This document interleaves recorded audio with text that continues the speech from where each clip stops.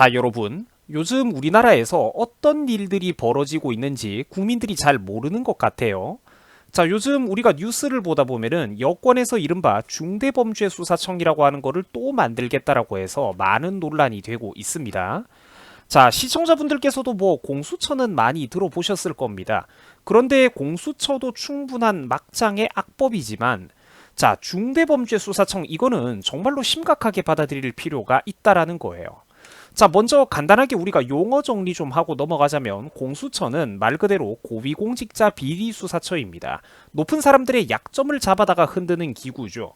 그리고 이번에 새로 나오는 중수처라는 건 어떤 것이냐면 중대범죄수사처라고 하는 건데 일단 그 중대하고 안 하고의 기준이 현실적으로 애매하다라는 게 문제입니다. 이게 뭐냐면은 결국 공수처 아래급인 어지간한 사건들도 웬만하면은 싹 다 자기들의 소나귀에 틀어쥐고 흔들겠다라는 거예요.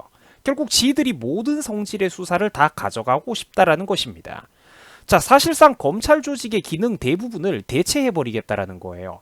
시청자 여러분들 지금 우리나라 무서우시죠? 장난 아닙니다, 여러분. 지금 대한민국에서 어마어마한 일들이 벌어지고 있어요. 수십 년 동안 지속되어 왔던 대한민국 법률의 기본적인 근간 시스템 자체가 지금 완전히 뿌리부터 송두리째 뒤흔들리고 있다라는 것입니다. 자, 오죽했으면은 민주당 내부에서조차도 반대의 목소리가 나오고 있는 상황입니다. 지금 여러분들 대한민국은요, 사실상 절반도 넘었어요. 한 70% 정도 독재 국가가 되었다라고 보셔야 됩니다. 반독재 국가가 되었어요, 지금 우리나라가. 법률 전문가들인 현직 검사들 사이에서도 당연히 이런 것에 대해서 반대의 목소리가 나오고 있습니다만 사실 이 사람들의 몸부림이 이제 미약하기 그지가 없죠.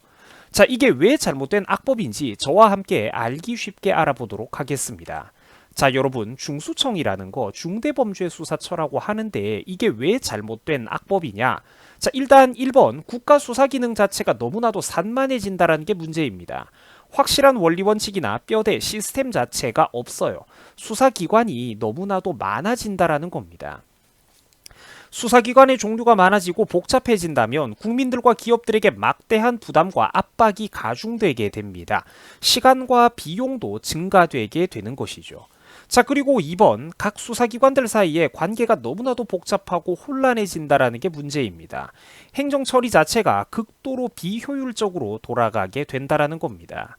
이미 대한민국은 공수처법과 검경수사권 조정만으로도 충분히 법률 질서의 위험 수위를 한참 전에 넘어섰는데 이미 지금 대혼란을 겪고 있는 상황인데 자, 이 와중에 중대범죄수사청이라느니 또 무슨 청이라느니 여당의 입맛대로 계속해서 수사기관을 늘리고 또 만들고 새로 재편하겠다라는 것은 사회적 국민적으로 막대한 혼란과 불편을 가중시킬 뿐만 아니라 근본적으로 대한민국 수사기관들의 수사 역량의 저하를 불러오게 될 것입니다. 행정기관들의 역량이 저질화된다라는 것이죠. 그리고 마지막으로 쟤네들이 이렇게까지 번거로운 짓을 벌이는 이유가 뭐겠습니까? 그렇죠. 사실상 기존의 검찰 조직의 수사권을 빼앗고 이빨 빠진 호랑이로 만들어서 자기들이 남들 눈치 안 보고 마음대로 해먹겠다라는 것입니다. 나라를 마음대로 주무르고 찜쪄 먹겠다라는 것이죠. 자, 그래서 지금 지들끼리도 법조계와 여론 전문가들 일부의 눈치를 보느라 자기들끼리도 속도 조절을 한다는 둥 혼란하고 우왕좌왕하고 있는 실정입니다. 그리고 일단 상식이 있으면 문재인이라든지 추미애라든지 박범계 같은 애들이 하자고 하는 거는 일단 의심부터 하고 경계심부터 품을 줄 알아야 정상입니다. 그러니까 안타깝게도 한국 국민들이 그게 잘 안 되지만 말이죠. 자, 상황이 이렇다 보니까 윤석열도 수사청 문제에 대해서만큼은 전면에 나서지 않겠냐라는 뭐 이런 관측이 나오고 있는데 자, 사실 이것도 참 답답한 노릇입니다.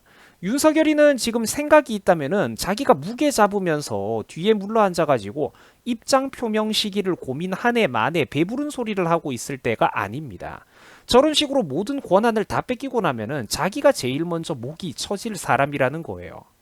왜냐면 이런 법들은 사실상 검찰청법 그리고 검찰 조직 자체를 완전히 폐기해버리는 법률안과 다름없기 때문입니다. 시청자 여러분, 수사와 기소를 분리한다는 건 현실적으로 불가능합니다. 왜냐하면 재판을 준비하는 과정 자체가 수사인데 이거를 기소와 굳이 기능을 나눠놓고 분리해 놓는다는 건 비효율의 극치라는 거예요. 재판을 준비하는 과정 그 자체가 수사고 수사를 진행하는 과정 자체가 재판 준비 과정입니다. 수사 내용에 대해서 잘 알고 있어야 기소를 진행한 이후에 재판 과정에서 판사들 앞에서 확실한 설명을 해줄 수 있을 것 아니겠습니까? 이거를 왜 굳이 기능을 분할해가지고 뭐는 이 조직이 가져가고 수사는 이 조직이 가져가고 기소는 저 조직이 가져가고 뭐는 또 얘네들이 가져가고 이거를 왜 복잡하게 돌리고 나누냐라는 거예요. 검찰이 수사와 기소 두 가지 분야에 있어서 이미 대한민국 최고의 전문가 집단인데 말입니다. 사실상 얘네들의 권한을 분리하고 빼들어가겠다라는 거예요. 왜? 대놓고 해먹기 위해서 말입니다. 예를 한 가지 들어볼게요. 대기업들이 복잡하게 얽혀있는 그런 크고 민감한 경제적인 사건의 경우 혹은 정치사범들이 엮여 있을 경우 검사들이 1년 넘게 수사에 매달려가지고 수사 기록 분량만 수천 쪽에서 수만 쪽이 넘어가는 경우가 있다고 합니다. 자, 이거를 굳이 민주당이 만든 정체불명의 조직들에게 권한을 어설프게 쪼개주고 나눠주고 하는 거는 전문성과 효율적인 수사 측면에서도 말도 안 된다라는 거예요. 기존에 수사를 잘하고 있던 사람들이 있는데 기존에 수사를 하던 사람들이 기소도 잘할 수 있고 재판 준비도 가장 잘할 수 있는데 이거를 왜 굳이 새로운 조직에다가 재편하고 나눈단 말입니까? 수사하던 사람들이 기소와 재판 준비를 가장 잘할 수 있다는 건 상식 중에 상식이라는 겁니다. 이거를 굳이 나눠 놓겠다라는 거예요. 복잡하고 중대한 사건을 기록만 가져다가 재판하겠다라는 것은 꿈같은 소리입니다. 이거는 사실상 비싼 변호사 선임 가능한 그런 대형 로펌들, 전관 예우를 받는 그런 고급 변호사를 선임할 수 있는 이런 돈 많고 힘 있고 빽 있는 피고인들만 유리한 세상으로 만들겠다는 것과 똑같은 소리예요.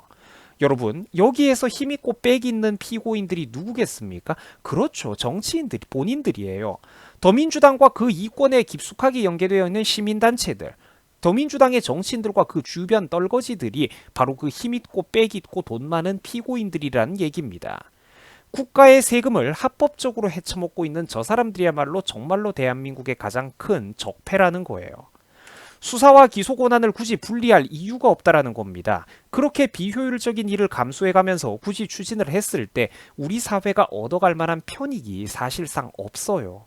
여권에서는 수사청과 공소청을 따로 둔다느니 자꾸 복잡한 소리를 하고 있는데 이거는 결국 구실이고 명분일 뿐 국민들의 눈과 귀를 가리는 손수건일 뿐 사실상 검찰 조직의 존재 자체를 부정하겠다라는 겁니다. 더 이상 그들에게 권력을 나눠주지 않겠다라는 거죠. 새로운 수사청 체제에서는 기존에 힘들게 사시패스했던 검사들은 전부 다 무의미한 존재로 전락하게 됩니다. 이게 왜 이렇게 비효율적이고 번거로운 짓을 하는 것이냐? 아까도 말씀드렸지만 검사들의 눈치조차 안 보고 이제는 대놓고 당당하게 뒤탈 걱정 없이 이 나라를 마음대로 주무르겠다, 헤쳐먹겠다라는 것입니다. 그런데 우리나라의 평범한 고학력자 명문대 출신들도 다 포함해가지고 일반 국민들을 얘기하는 건데 우리나라의 어지간한 고학력자들도 다 포함이 되는 비판입니다만 솔직히 우리 한국 국민들 상당수는 법률이나 정치에 관심도와 이해도가 너무나도 적어요. 또 적을 수밖에 없죠. 각자의 생업에 바쁘니까. 이 법률이라든지 이런 정치적인 민감한 문제들에 대해서 이해도가 적은 일반 국민들은 이런 문제를 보면 복잡하고 머리가 아파지기 마련입니다. 잘 기억이 안 나죠. 이거 듣고 나면은 무슨 청을 만든다고 했었는지도 말입니다. 그 솔직히 무관심할 수밖에 없다라는 거죠. 언론과 야당이 제대로 된 역할을 하지 못한다라면 말입니다. 아, 이거 어렵다. 아, 복잡하다. 아, 몰라. 아무튼 친일 극우 세력들은 안 되잖아. 이렇게 흘러가 버리게 된다라는 겁니다. 그게 참 안타깝죠, 여러분들. 그러니까 지금 대한민국은 여러분 근본부터 차곡차곡 맛이 가고 있는 상황입니다.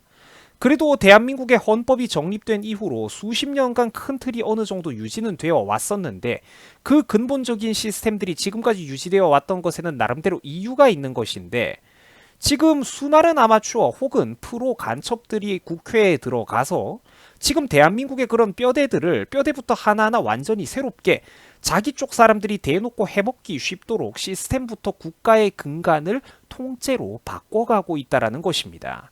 부디 국민들께서 정신을 좀 차려야 될 텐데 참으로 걱정입니다. 누가 정말로 바른 목소리를 내고 있는 건지, 누가 정말로 국민 본인들의 그런 안위를 걱정해주고 있는 것인지, 국민들이 제발 좀 이런 바른 목소리에 귀를 기울여야 될 텐데 그만 좀 이제는 색안경을 벗어 던지고 누가 진짜로 자기들 편인지 목소리에 귀를 좀 기울여 줘야 될 텐데 이쯤 되면은 이런 얘기를 할 때마다 그게 참 안타깝습니다. 국민들이 누가 진정한 자기 편인지를 제대로 피하 구분을 못하고 있죠. 자, 여러분들 수고하셨습니다. 고맙습니다.